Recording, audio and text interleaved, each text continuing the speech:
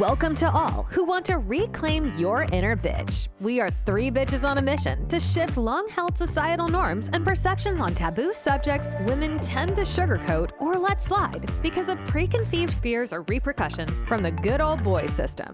Please join us on our journey of self-growth, embracing women's empowerment while loving our counterparts, destigmatizing slang words, addiction, recovery, and discovering how to break societal norms and to live our best lives authentically. All right, let's dive into this episode.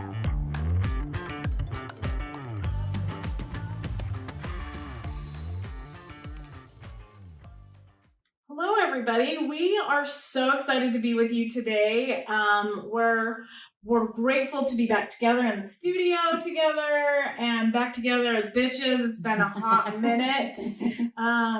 And I've missed you guys. I've missed you guys so much. Like, it's so nice to actually have the ability to connect with each other and sit down and catch up and share feelings and emotions.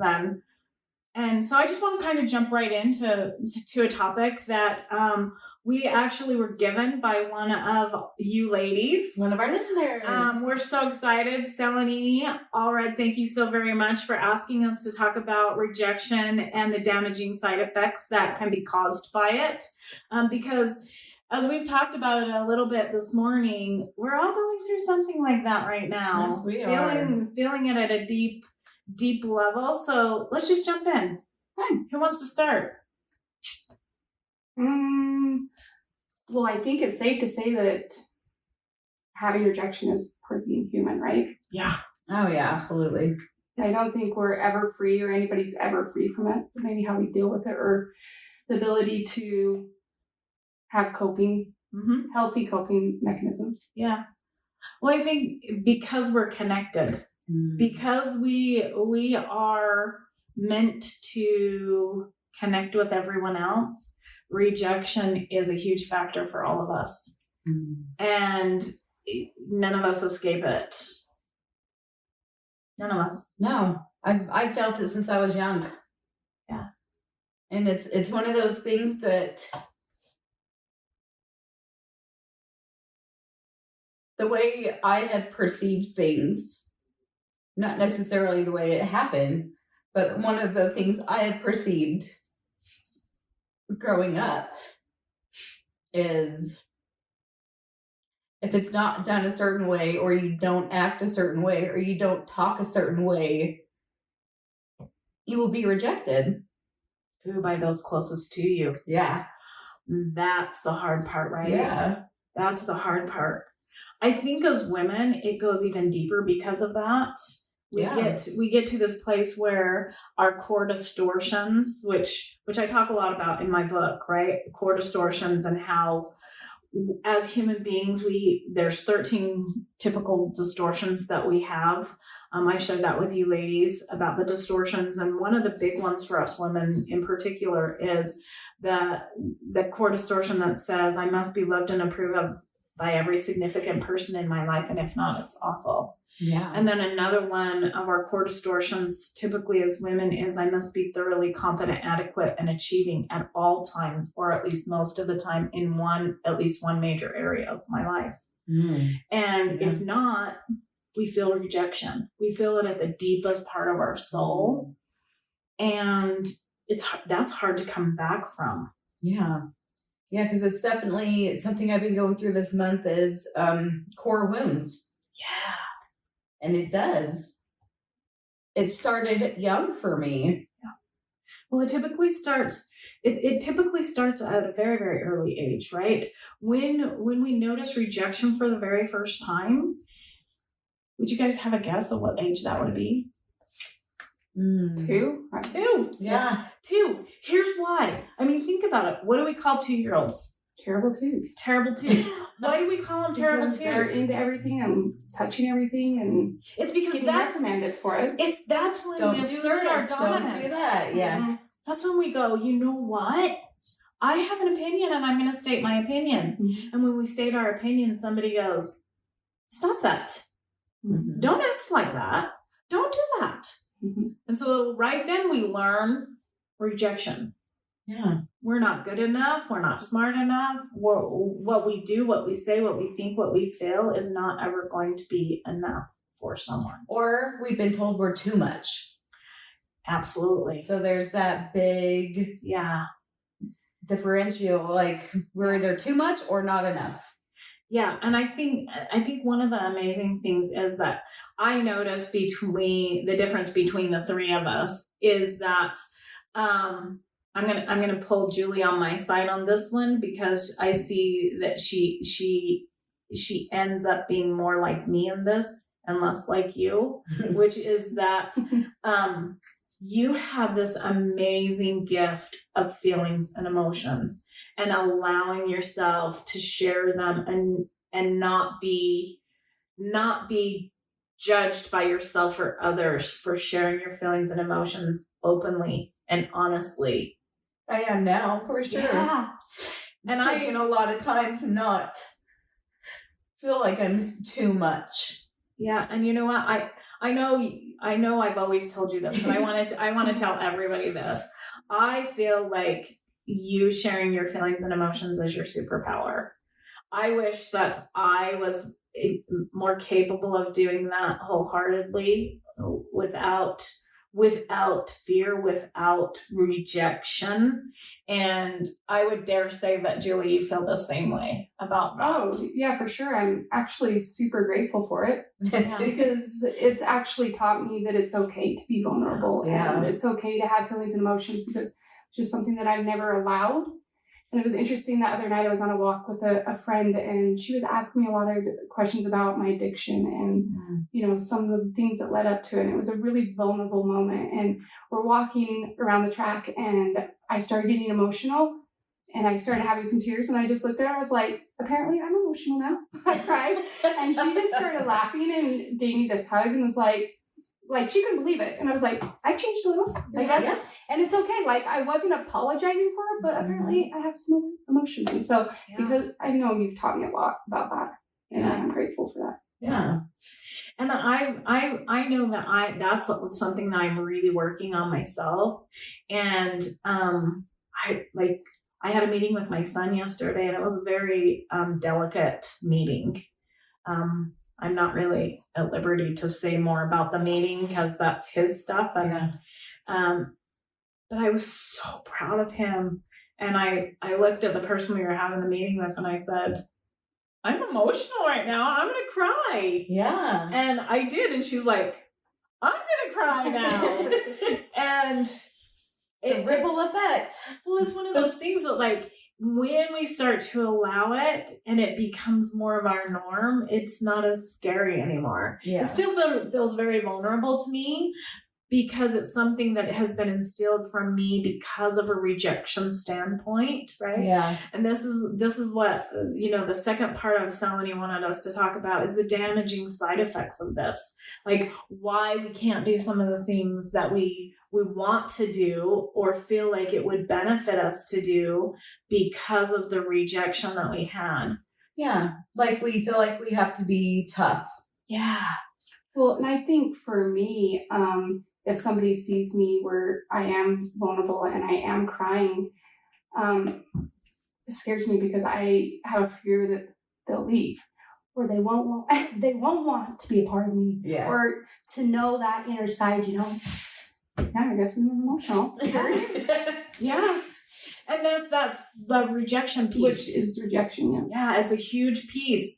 I was sharing earlier, like I also had a conversation with a couple of people this week where I felt that insecure piece of rejection. Like this person was more valuable than I was because somebody was trying to get them to do something, and they weren't trying in the same avenue to get me to do that. Yeah. And it brings up that rejection piece.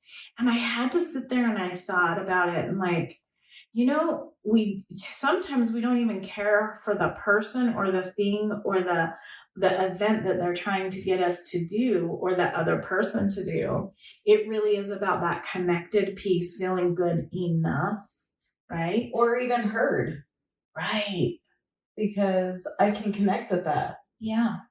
Just a couple weeks ago, I was in a vulnerable situation and I put out some of my truth. Yes. And it was totally rejected.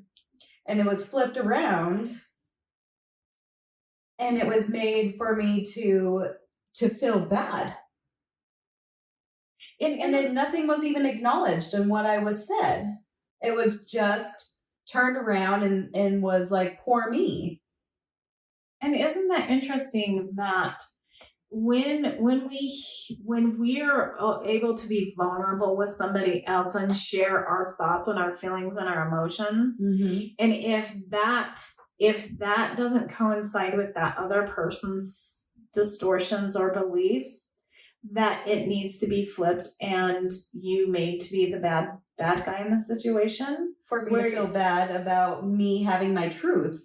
Yeah. And boundaries. And boundaries, yeah. Mm-hmm.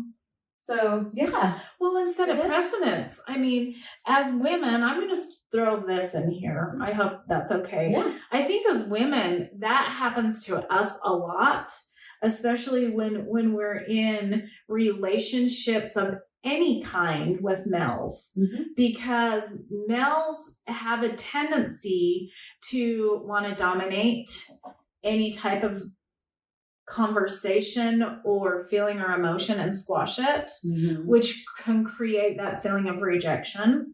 Absolutely. that as women has been cultivated for us for decades, right? Which leaves a lot of times it leaves us feeling less than. Right. I think a true depiction of this was the Barbie movie, right? The Barbie movie where it talked about, the whole different concept that women go around having like these relationships with other women and having these wonderful thoughts and feelings and parties and get-togethers and all the things, and then somebody goes, well, that means you don't need me. So I'm rejected and you're rejecting me, so now I have to reject you and make it all your fault. Yeah. Right? And I think that that turns into, I feel misunderstood. I'm confused now, and I feel like it's meant to confuse me and have me feel misunderstood. And that is also one of my core wounds that I'm working with is the misunderstood. Like, am I being clear? Am I the one that is confused, right? And I don't even know if that's coming out, like, where you can understand it even. No, I think that that's because it's a core wound, that when we're open and vulnerable with that, we feel like we're sharing exactly what we're fearful we're not sharing, which is confusion. Yeah. And the reality is, I heard you and I understood that what you're saying, that's a deep part of you right now, is that I just need to feel heard and seen and valued for me, for my truth. Yeah. For what I've dealt with, what I've got going on, what has come to me in forms of events and people, places, and things. Right? Yeah. Yeah. Definitely. And for me to be accepted the way I am, instead of told I can't be a certain way or I should be a certain way. Yeah. And it's good to just be. Yeah. Absolutely. So being ourselves, like, I think that's part of our strong suit as the 3Bs, is that, like, we totally accept each other for where we're at in this moment in life and everything we represent individually as well as collectively. And it's amazing. And that, again, is one of the things I think that we want to give to everybody that watches us and everybody that wants to come along and be part of our tribe and be part of our journey and celebrate with us the growth and breaking out of all of the taboo subjects and things that nobody really wants to talk about or look at or learn about or challenge or change. So I think it has to happen, and I think that it's an Absolutely. amazing gift that we can give by just saying, you know what, I see you and I love your quirkiness and I love who you are, because we wouldn't want you to be anything different than who you are. Like, Yeah. I know personally, like, I miss seeing you on a daily basis. I know, I miss you too. And Miss both of you. Yeah. We don't see each other much, can you tell? well, we haven't in the last couple of weeks, and I want to share this. Like, I went on vacation last week, and like, it was so good to hear, like, you guys say, "When are you coming home, bitch?" Like, I think we miss you, because that's the opposite of rejection, right? That's that connection piece that, as addicts, as women that are in long-term recovery, we get to look at that and go, right? Mm-hmm. Connection is the opposite of addiction, and addiction in any form, and that's in reforming feelings and emotions. That's in reforming, like, our distortions or our defects of character or any of those things. I was going to mention that earlier, is when I went through and I could acknowledge that I have an addiction, that I'm in recovery, that gave me the connection. Yeah. And I can tell my family today, thank you for loving me. Yeah. Thank you for showing up and just being there for me. Mm. And knowing that it runs in the family. Mm-hmm. And that we all have some sort of connection or disconnection because of addiction, or because we don't feel safe. Because there's a reason why people use. Yeah.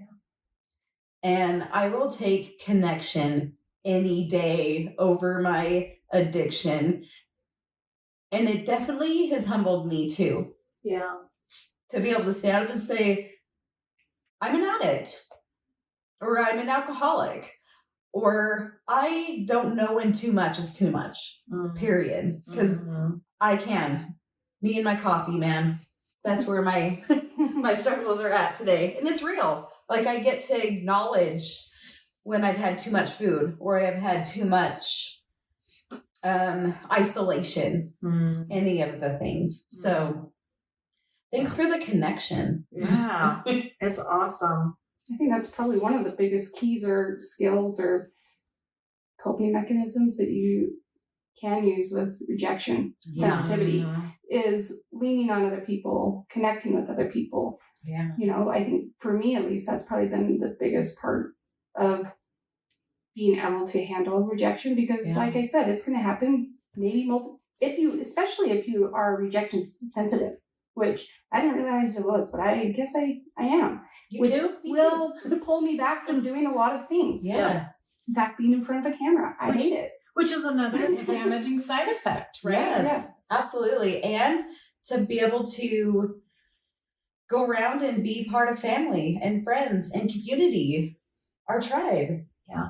If we didn't have a tribe that we could feel safe with, could we even call ourselves part of the tribe? No. That's where the isolation comes in. Yeah. And you have been doing fabulous getting in front of this camera, by the way. Yes. Calling you out. Good job. I don't think for most of us it's a natural thing to, like, have a camera in our face and, like, be okay with, like, hamming it up because of rejection, because of those underlying things that we've gone through in our life that have created that feeling of discomfort with whatever it is that's out there for us, you know?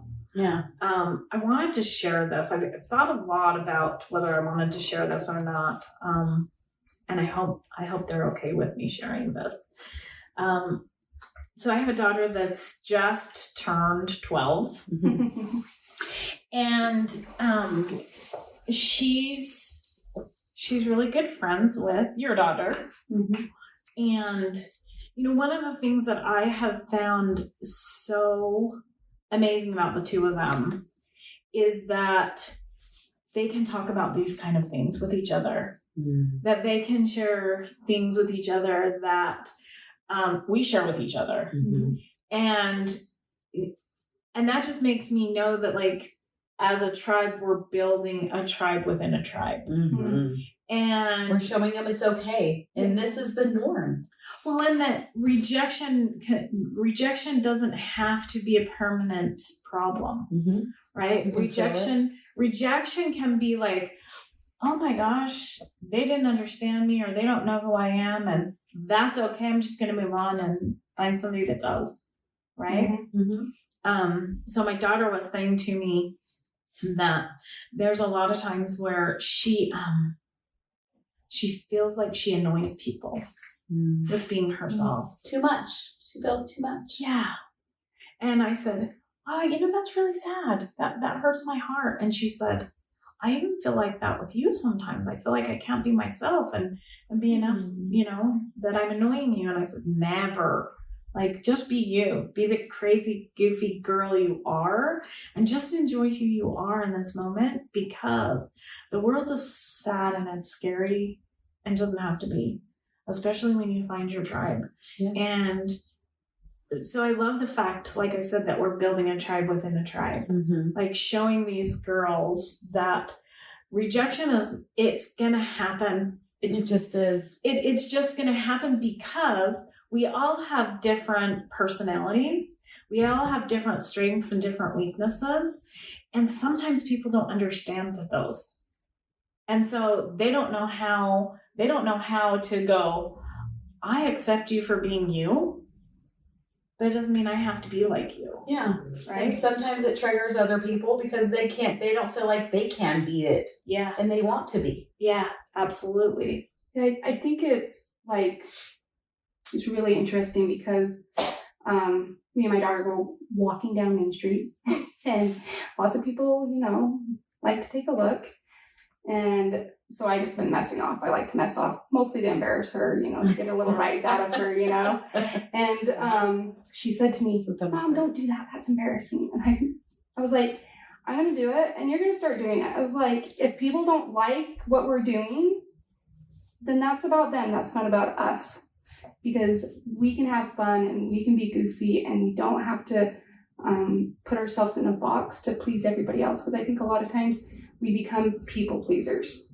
Oh, absolutely. Just to stay where it's, comfortable and society. In the norm. Yeah. And I think that holds us back. Oh, absolutely holds us back. 100%. 100%.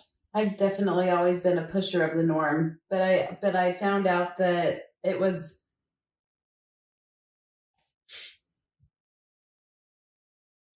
rejection in my family that I was worried about.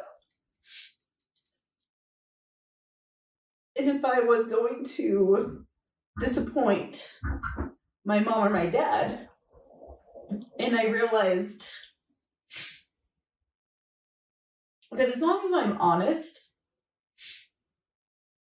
and I get to have that, I get to be transparent and I get to be okay with me, that they're going to love me the best they can. And I get to love them for that, no matter what that looks like. And they love me a lot and they will never stop. And so that was just so huge for me to realize that I don't need to be someone different for people to love me and accept me. And even though I was raised different, I still have a potty mouth and I still run around wearing clothes that I love. And I feel like I am an amazing person and I represent who I am. Can I challenge you to change that? Yes. I will bring it back. Okay. Please. Okay. The way I was raised was in a in a religion that had certain aspects of how you should talk, what you should wear, how you present yourself, whatever that looks like. And I'm showing up as who I am, and that is perfect. And I shouldn't even second guess or put in my mouth or my words that I was not good enough or I'm not being a certain person, because I'm being true to myself. Yes. Yeah. Which is kind of where I wanted to go with this next. Perfect. Is that I really want to challenge all of us to look at like when we reject ourselves for who we are. Perfect Right? example. When we reject ourselves for who we are. And a lot of, I think all three of us could probably state the same thing, like with the addiction piece. Yeah. Like I rejected me because I had this family that I thought was going to reject me because of me not being good enough, because of a religious view or somebody else's view or society's view or living in a small town. Like when my addiction started, we lived here in Hurricane, where it was really tiny at that time. And my mom was born here. So roots run really deep for my family here. And people would shame my mom for our behavior, my behavior and my siblings' behaviors. And so I would reject myself first because I didn't want to have it affect my mom. I didn't want it to affect her family or the way people saw her. So I would hide. And I hid even more, which caused more rejection to myself. So deep. Yeah. Damaging side effects. Yes. Damaging side effects. And so how do we get out of that? Like, what do you guys think we need to do to get out of all of the damaging side effects of rejection? So you are also, from what I'm understanding, is you're healing ancestral wounds also. And how about we are? We all are, including you, because I got to sit with a really amazing girlfriend last weekend too. And I got to sit and just look at her and go, wow, that is some amazing healing that you're doing. Because she stated, I am the first person in my family to get a divorce. That was me. Yeah. That was me. So it happened to you too. And I kind of got to flip the script around for her and go, wow, you get to show up and you get to show people that it's okay. You get to show the next generation that they don't have to sit in something just because they made the commitment back a long time ago. Well, it goes deeper for me on that too, because even though my commitment was still there, I'm only one part of an equation. And if his commitment wasn't there, why am I holding myself to a commitment that has been broken? You know, and that it took me a long, long time to get to that place, because again, rejection, right? I was rejected by him. I was rejected by his family. I was rejected by my kids. I was rejected by society. I was rejected by a religion. All of these rejection pieces, because he made the decision that our relationship wasn't viable for him. And he wanted more without getting divorced. And I owned that. I owned that rejection piece for a long time. Took it personally. Yeah. And then I can remember that exact moment when I let that go.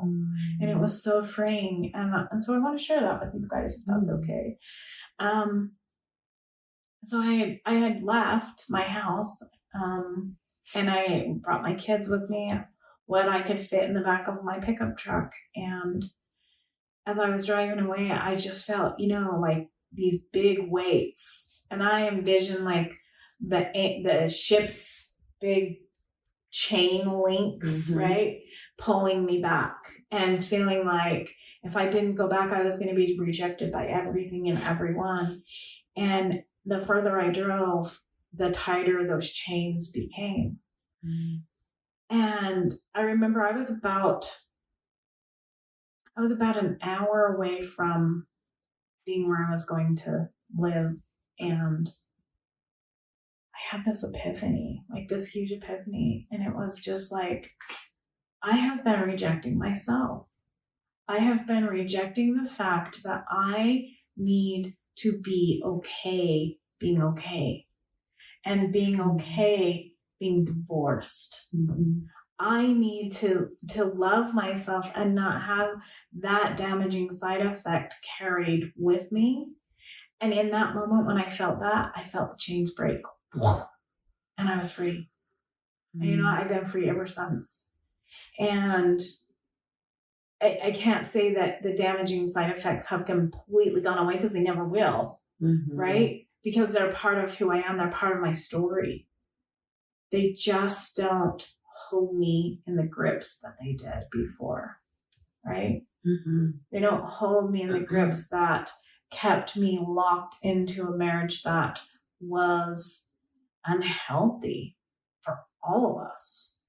Not safe, unhealthy. Yeah. Well, it wasn't safe for any of us either.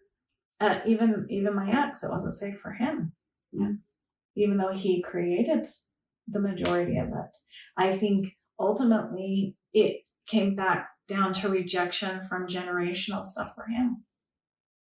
Absolutely. So it's kind of amazing when you think of it that way. Yeah, I think like my takeaway from that, when you're talking about that, it seemed like the real shift was that inner dialogue, right? That self-talk. Absolutely. And so I know with my experience, like you were talking about small town with my addiction, I had hit everything. And when I went back, I'm so grateful that I still had outpatient, because 4 days a week I was going back and being reminded that support, right? Yeah. And I still have you there for support. And it's like, I don't know if I could have done things, without that support that, from you guys, just understanding me and knowing me at my worst, but knowing me where I was at my worst, that's not who I was. Yeah. That's not who I was at my core. That is so important right there. Yes. Like, I think that we as individuals get so caught up in believing that the worst part of what I've done is who I am. Yeah. And I think that's why rejection can be so damaging, is because we start to believe that that's who we are, especially when we're told That's who we are. That's who we are. I mean, and that's why I challenged you, Jessica, because you were making, even though you were owning it, you were still making excuses. Yeah, because it's hard to get out of it. Yeah. And I love that we can do that for each other. Yeah.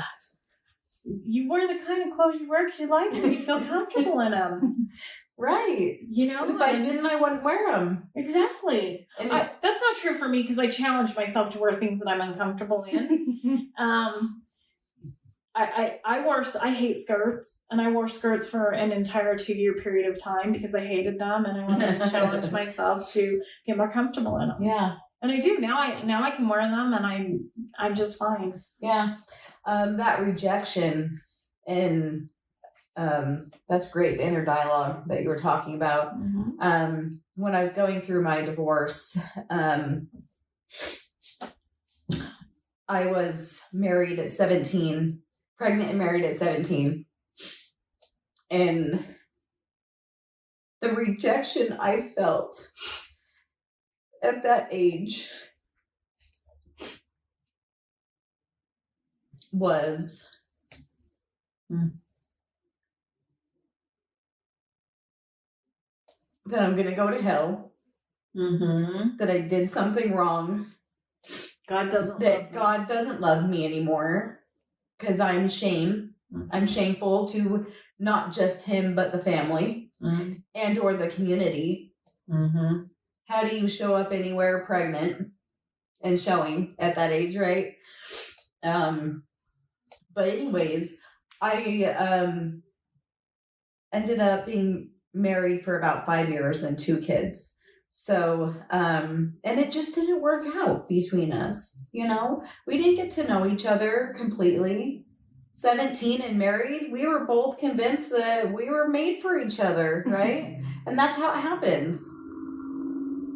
Is if you did it, you take care of it, right? No matter what what happens with it, you make it work. And it didn't work. It didn't work for us. And I see that today, right? And we both did the best that we could. And my inner dialogue got challenged. I went, and my older sister and I did a lot of different modalities and a lot of healing work during that time. And it was every other weekend that I got to go up and do this with her. Nice. And part of that inner dialogue was, Jessica, you have the opportunity to say no. And you have the opportunity to say yes. Because I was like, well, what do I do? I have these phone calls and it's not okay and I don't know how to handle it. She's like, you don't have to answer that phone call. If you know it's not good, don't answer it. And that was an epiphany. And that wasn't me rejecting somebody else. Because, well, what happens if I don't answer the phone? What happens if I don't have that say against all the words that are being said to me? Like, it just was an epiphany that I can say yes or no to things that are coming my way, because that is what I have is, I'm able to respond and not react, because I was reacting before. And rejection, number one for me, the damaging side effect that has been for a very long time is I would react instead of respond. I think that's true for all of us. Yes. I think the responding piece looks different for all of us, but I think we all are responsive when things like that happen. I too was pregnant and married by the time I was 17 and rejected from the school I went to. You get to go to a special one. Well, I was told that I wasn't welcome back. Yeah. And that was really hard for me. It was really, really hard for me. And then I moved, and that was even harder for me because then I'm trying to go to a different school and being pregnant and married. And yeah. And I think we do the very best we can. And when you said, like, this is just what you do, you get married, you take care of it. There was a saying when I was growing up that you've made your bed, you've got to sleep in it, right? You got to lie in it. And that, like, I wasn't asked to get married. I was told when I was getting married. So it wasn't even my choice, but I was going to make it work because I didn't want to be rejected. Yeah. And I think that that's a big thing is I thought I would be rejected and could I do it by myself? And would I have support, right? Even though no one told me they wouldn't help me. Yeah. Even though that was not the thing. And everything that I'm sharing today is all from my perspective, right? Sure. And that's what's so funny is that inner dialogue. I let that shit run crazy. Yeah. Yeah. So ultimately, like for both of you and me, a lot of senses that one of the major damaging side effects is, I would say, self-esteem, but self-worth even more so. And that's when we start to change and we start people pleasing and what are other one of the things that we start doing is we take on labels that make us better or different, right? We carry them like badges of honor, right? That we can hide behind them. So for me, that was, I'm a mother now. So I didn't realize it for a long time, but I was almost like holding my child up as a shield in front of front of people so they wouldn't reject me, right? And so that self-worth is really bad. Like people pleasing is a huge one. Isolation is a huge one.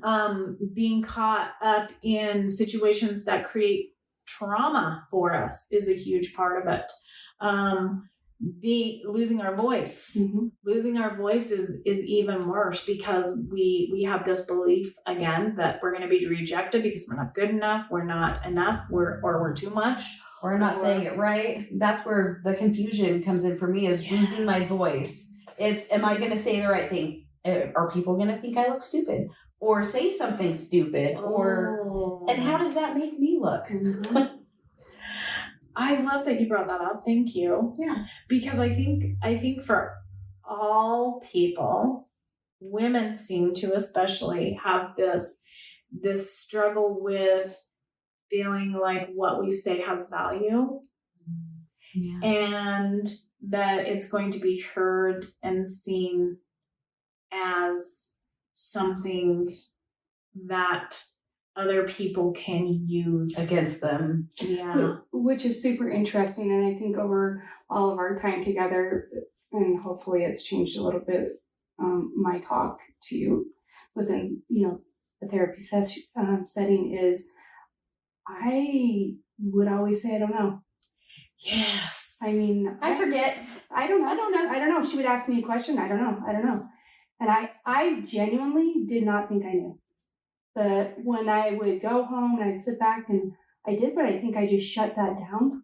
Yeah. I shut it down. Yeah. Because I didn't want to be rejected. I think, honestly, looking back at it. I totally understand that. And I feel that when you 100%. Yeah. I mean, I hated it when you would say, you can't say I don't know. What? Yeah. That's my go-to. That's because when we say I don't know, we totally give everyone our power. Mm-hmm. And as women especially, we're just talking about women, so don't think we are men haters. We're not.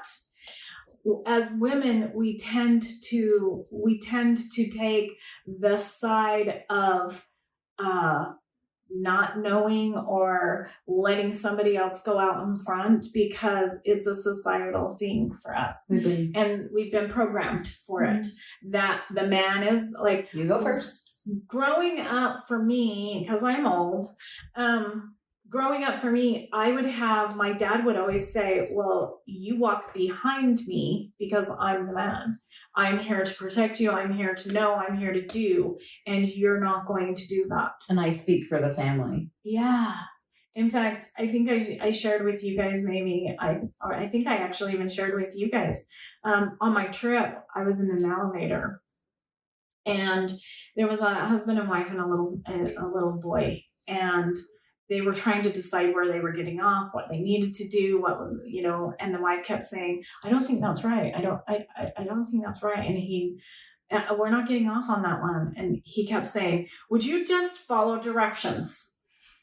Would you just follow directions?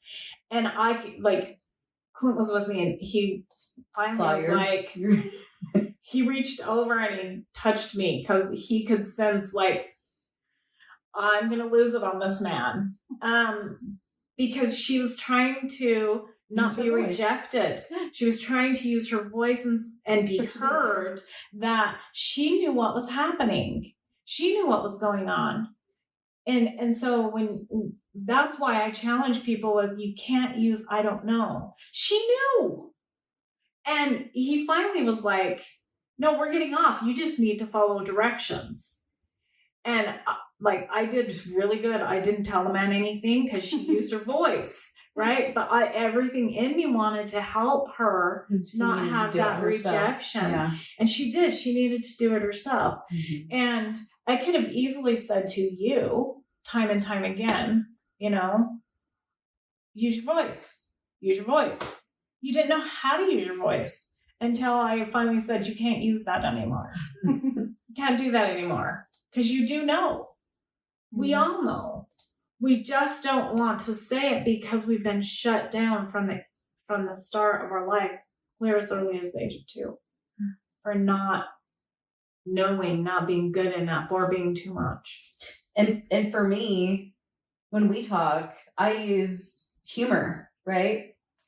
Instead of being rejected, because I'm like, well, this could be worse, or that could be worse, right? But it just brings a different light to it too, because most of the things that I speak on, I've been through it. Yeah. Like the majority of the thing. I think that I don't even speak if unless I've been through it, actually. I just sit and go,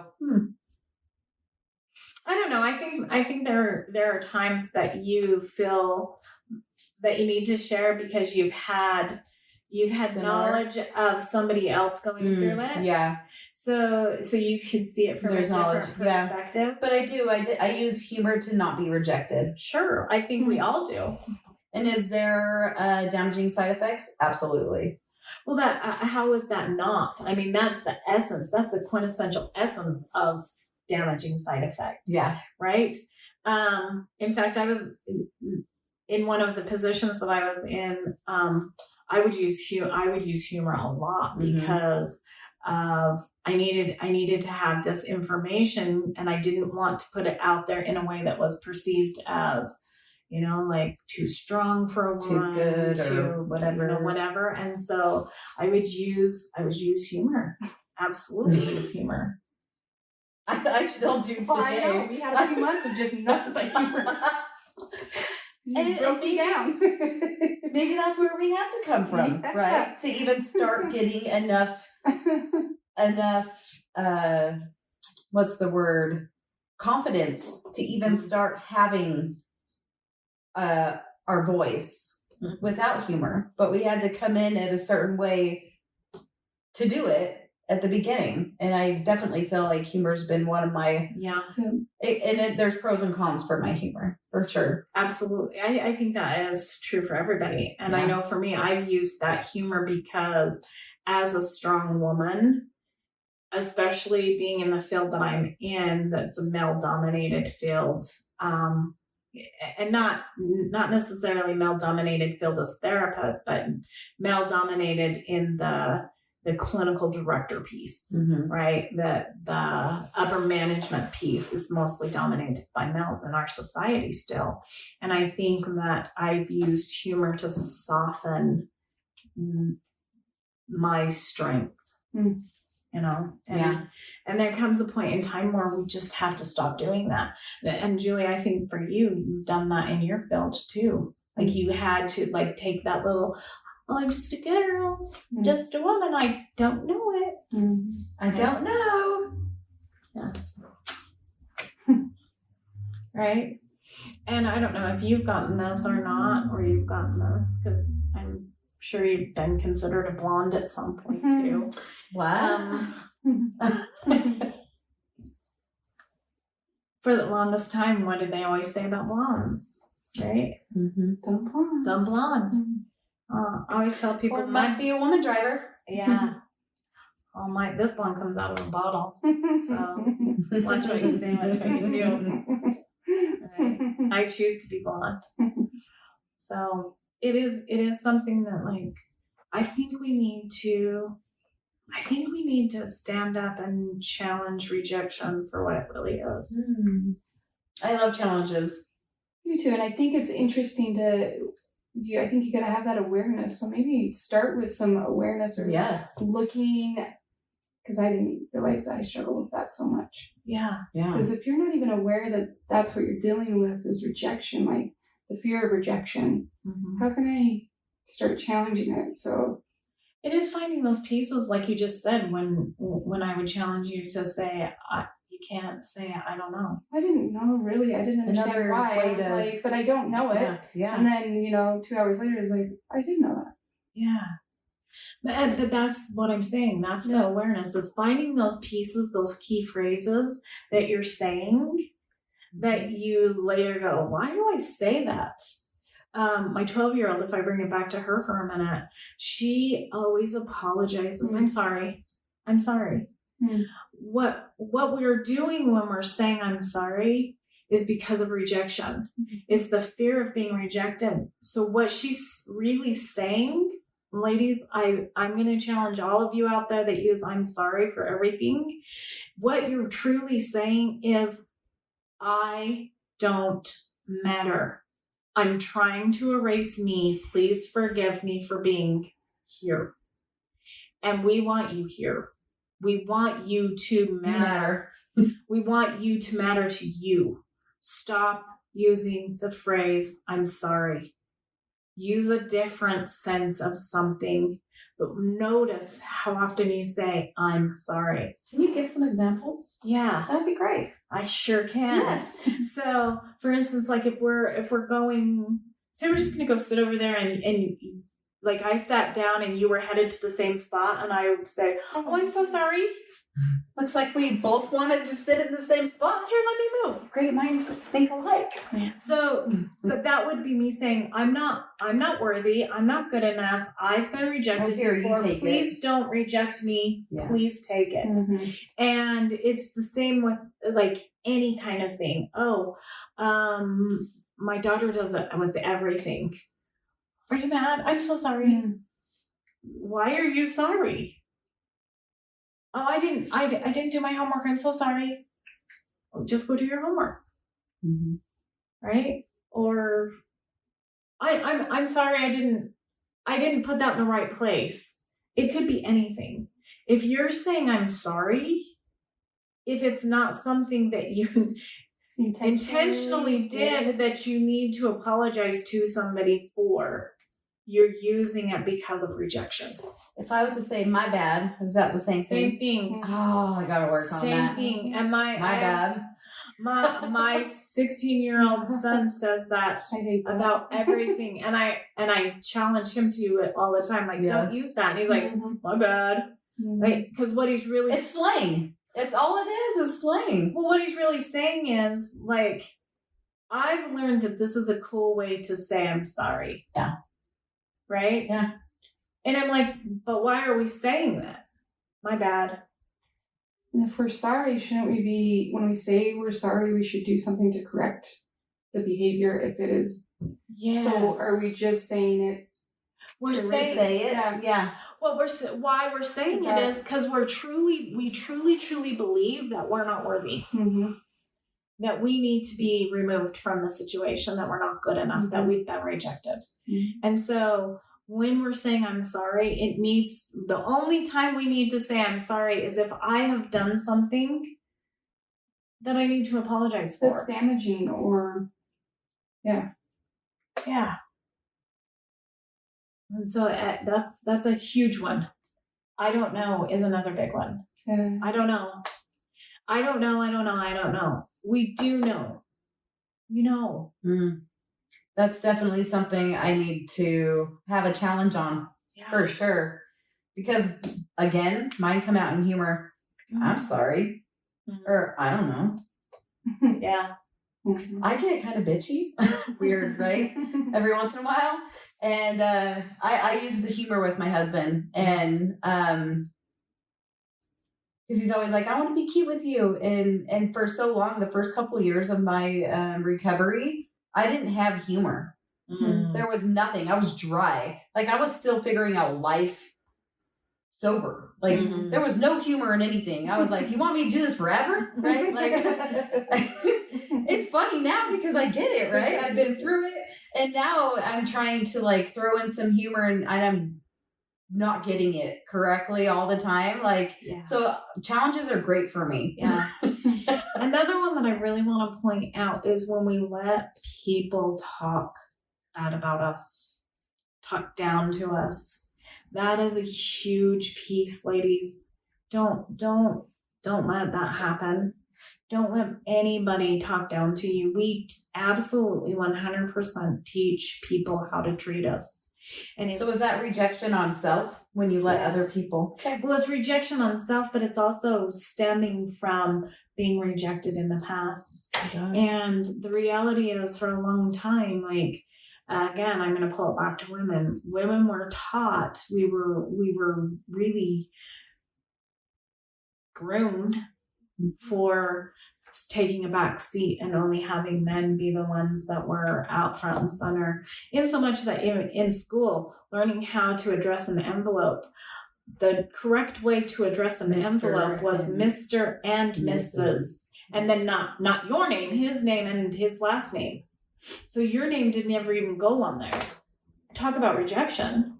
I never thought about that. Talk about rejection, right? You've been replaced. You don't exist without him. Yeah.